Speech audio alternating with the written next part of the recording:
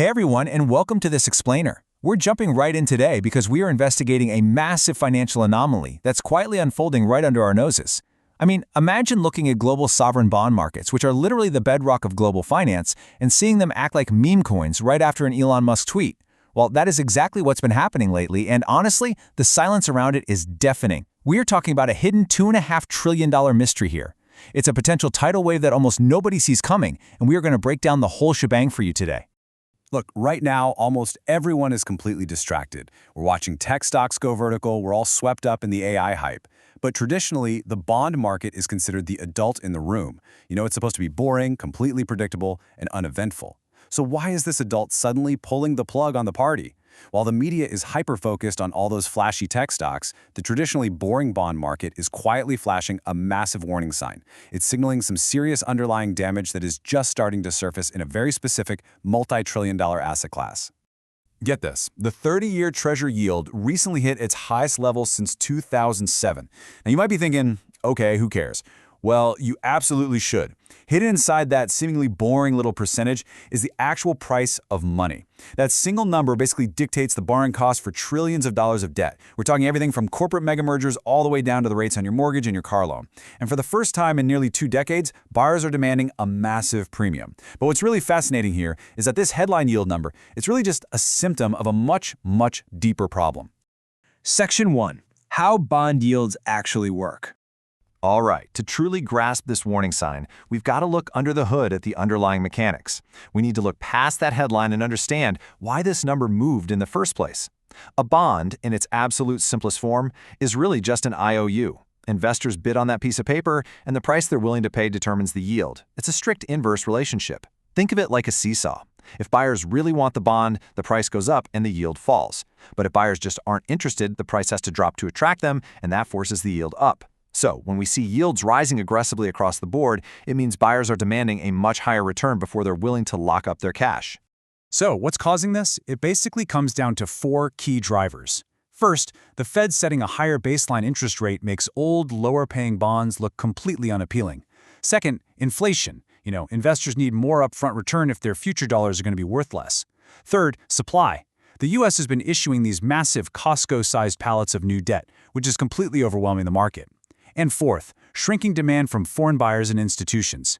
So you mix way more supply with shrinking demand, and boom, bond prices drop and yields are forced to rise. Section 2. The floating rate debt trap. Now, while that long 30-year bond shows us the big picture macroeconomic trust, the real immediate pain, that is happening at the short end of the yield curve. And this brings us to a really critical acronym you need to know: SOFR, or the Secured Overnight Financing Rate. Think of SOFR as basically the overnight receipt for the entire U.S. financial system. It's based on actual, settled overnight borrowing trades. Now, in early 2022, SOFR was effectively sitting at zero. Then, the Fed started hiking rates. And by mid-2023, SOFR aggressively skyrocketed to over 5%. That is a massive, incredibly fast shock to the cost of borrowing across the board. Now, we all kind of get fixed-rate debt, right? Like your typical home mortgage, where your rate is locked in on day one and your monthly payment never, ever changes.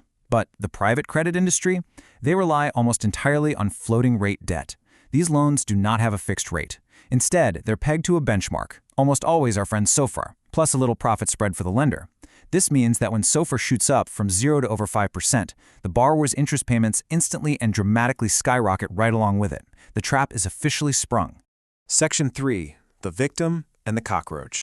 Okay, to understand how insanely dangerous this abstract financial trap actually is, we need to look at the real-world consequences unfolding right now. Back in 2021, a software company called Pluralsight was acquired using over $1 billion in private credit floating rate debt. Now, for a couple of years, when SOFR was near zero, the math worked out perfectly. But by mid-2023, as SOFR hit that 5% mark, Pluralsight was completely underwater. Their interest payments just became entirely unsustainable. By August 2024, the company was crushed by the debt. They defaulted, and private credit lenders were forced to step in, inject new money just to keep the lights on, and they ended up taking 85% of the company's equity as a result. And look, when massive companies like this default, it threatens thousands of tech sector jobs and sends ripples out into the broader economy. And that whole Pluralsight drama, It perfectly sets up this wild warning from JP Morgan CEO Jamie Dimon. During a recent earnings call, he was asked about cracks forming in the credit market. His response? He simply said, "When you see one cockroach, there are probably more." Pluralsight was absolutely not an isolated incident. They were just one single borrower in a massive stack of companies that all borrowed on floating rates tied to SOFR. They all absorbed that exact same compounding rate shock. And the data backs up this cockroach theory entirely. Earlier this year, the Fitch private credit default rate, which, by the way, tracks over 500 middle-market private credit borrowers, it hit 6%. That is the highest default rate recorded since they started tracking it. The pressure is just boiling over. Borrowers are literally buckling under the heavy weight of these 5% SOFR interest payments. Section 4. Sneaky accounting hides damage. So here's the million-dollar question. If defaults are hitting record highs, how on earth is the private credit industry acting like everything is perfectly fine and healthy? Well, it all comes down to a legal loophole called PIK, or payment in kind. Normally, interest is the cash return a lender earns, right? But a PIK feature allows a struggling borrower to make their interest payments in a form other than cash. How? Simply by taking that unpaid interest and rolling it right into the principal balance of the loan.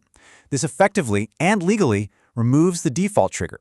The loan gets stamped as performing and healthy on paper, even though the borrower couldn't actually afford to pay their cash interest. It's wild.